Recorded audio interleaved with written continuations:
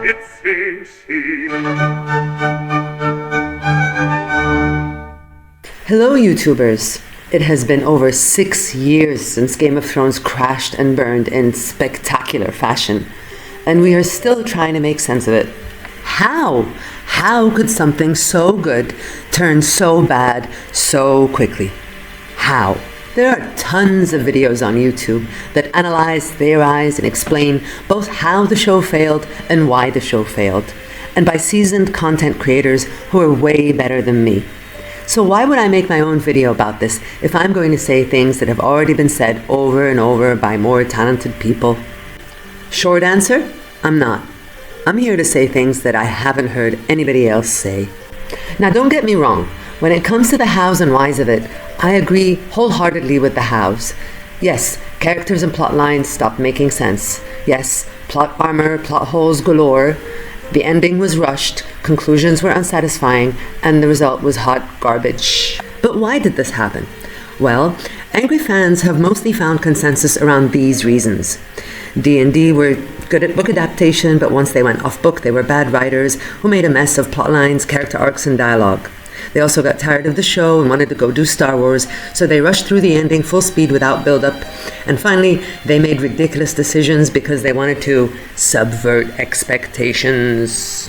You have no idea how much I hate this phrase. So anyway, these reasons are valid, and I mostly agree with them, but they don't explain everything. Now, in my series, I'm going to break it down by one topic per video, just to keep it manageable. And each of these videos will begin with the same introduction you're watching right now. So if you've seen this intro already, you can skip to the next chapter where I discuss the topic of the day. I'll be sure to include chapters in every video so you can skip it and get right to the meat and potatoes. Are you ready? Let's go. Today's topic is, are D&D the devil? Okay, I'm kidding, but hear me out. In 1965, radio broadcaster Paul Harvey made a short speech called If I Were the Devil. It was a tongue-in-cheek speech about the state of affairs in the world, and the premise was that if the devil wanted to corrupt society, he would do X, Y, and Z. And as it happens, X, Y, and Z are already happening, according to him anyway. Here are a few lines from the speech, the bits with the groovy language. If I were the prince of darkness, I'd want to engulf the whole world in darkness. I would confide that what's bad is good and what's good is square. I would convince the young that marriage is old-fashioned, that swinging is more fun, that what you see on TV is the way to be. In other words, if I were the devil, I'd just keep right on doing what he's doing. So, to summarize the speech in a sentence, I'm not saying that the destruction of society is the work of the devil. But if the devil had a plan to destroy society, it would look exactly like this. Which really means I'm saying that the destruction of society is the work of the devil. Now let me be clear. I'm not endorsing that speech, nor am I opposing it. I just want to borrow his framework for my argument. So here's my speech, which I shall call, If I Had a Plan to Destroy Game of Thrones. If I had a plan to destroy Game of Thrones, it would be comprehensive and thorough. I'd hollow it out from the inside and work my way out to skin level.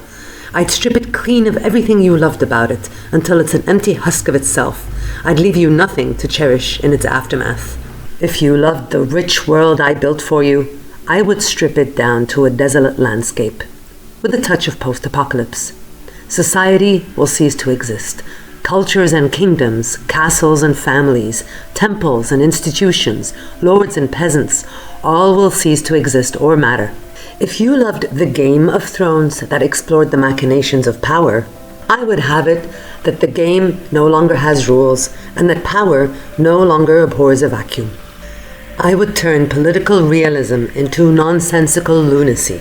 I would create alliances and conflicts based on motivations that would never make sense in the real world, nor would they in fantasy. I would carve out space between realism and fantasy and hop between the two as I please, whichever allows me to create the worst outcome. If you loved the big spectacle of battles, I would take away everything you loved about them. No more foresight and planning, no more clever traps and maneuvers, no more displays of adaptability when the scales tip. And no logical reason for the winning side to have won. And that would be after I have deployed 2 writing tricks that you despise. plot armor, and deus ex machina. I would do this knowing that this show uniquely prides itself on the absence of these two things. And the characters I do choose to kill would walk into their deaths willingly, as if they know their time is up. You would be denied full emotional tragedy of your heroes' deaths, and you would be denied full emotional satisfaction of your villains' deaths. If I had a plan to destroy Game of Thrones, I would not subvert expectations by discarding fantasy tropes. I would keep the tropes. And instead, I would subvert your expectation of anything making sense. I would pretend not to know what subversion of expectations really means, and you would spend years trying to explain it to me and to each other. And speaking of expectations, I would break every promise I made to you, and Bran would not fly. In fact, I would give you no answers to any of the burning questions that this story has been raising from the very start. The very moral of the story will dive right into J.J. Abrams' mystery box. I would pretend not to know that you hate that mystery box. I would tell you that I do this to prioritize realism while I destroy the realism. If I had a plan to destroy Game of Thrones, I would recognize that there is a beloved family at the center of this story. A family whose tragedies kicked off the very story itself. Broken, splintered, scattered to the wind, each member flung into a different world. And that you have been waiting for their reunion and their moment of reckoning. And so, I would give you reunions, but I would not give you tears of joy, relief, and gratitude. There would be no shock at the passage of time and the growth of loved ones. There would be no urgent need to share all that they have lived through while they were apart, to explain and to understand who they have become now and how they have found a new appreciation for each other. Instead, I'd give you empty stares, wooden faces, posturing, unanswered questions, disappointments, and even smirks. And once that pack of wolves is finally reunited, I would have them bicker and distrust each other. And then I would remind you of their family values, right before I scatter them to the wind again. And that reckoning, I would rob you of that as well.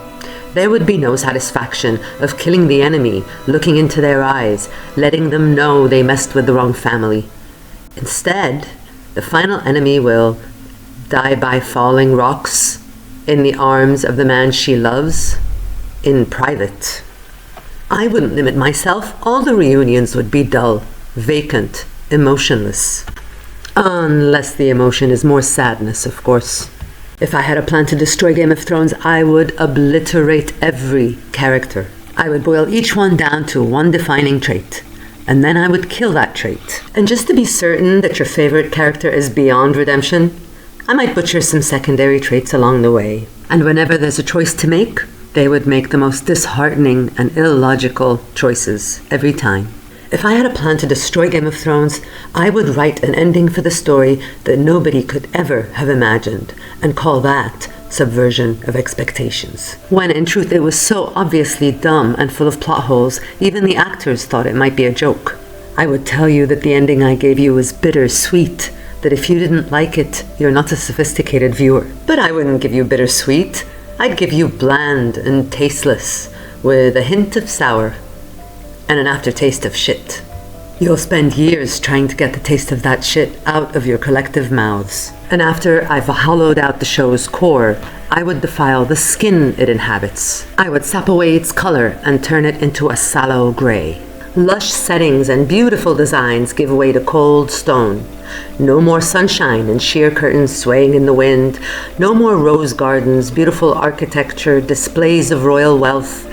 Gone are the lovely sets, the elaborate clothing, the colorful embroidered linen gowns. Winter and war have arrived, and the uniform is now military black.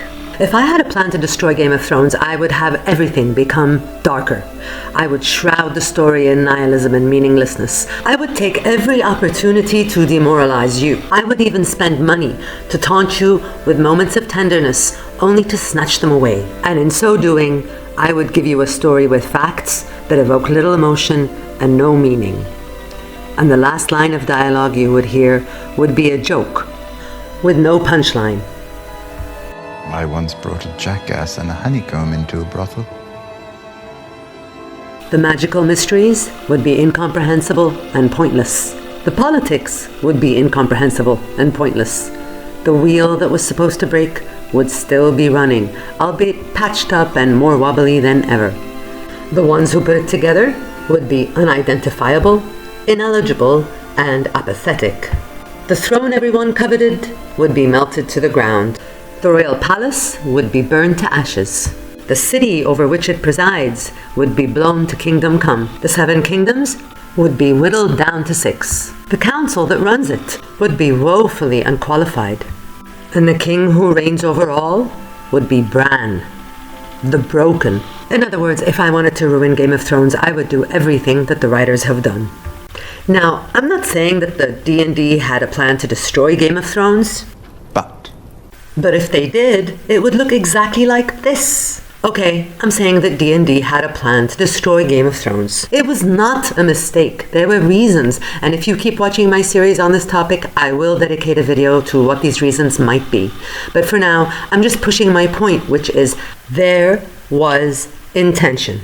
Nothing could be this bad by accident. It was just too bad to be true. Even Tommy Wiseau could have put together a better ending than this shit. Even with lazy writing, there would have been some easy good choices to make. Just playing the odds. Chances are you can't destroy 100% of the show unless you were going out of your way to do so. I mean, if Rickon was still alive by season 7, they might have put him on the throne. Who knows at this point? There wasn't anything worse. So I'm beating a dead horse here, so let me just leave you with one question, okay? Yes, I know you could have written a better ending. Anyone could have. But could you have written a worse ending? That would be the real challenge. Okay, YouTubers, I promise my next video in this series, I will talk about what I think the reasons were. I know the first 2 videos, I was just talking about the fact that obviously they intended to do it. It was not a mistake. But why did they do it? I'll get into it. It takes a whole other video by itself. So I hope you come back for it. And if you hate what I'm saying so far, comment anyway. I'd love that. I'd love some feedback. And I will talk to you soon. Thank you and bye. It's a scene.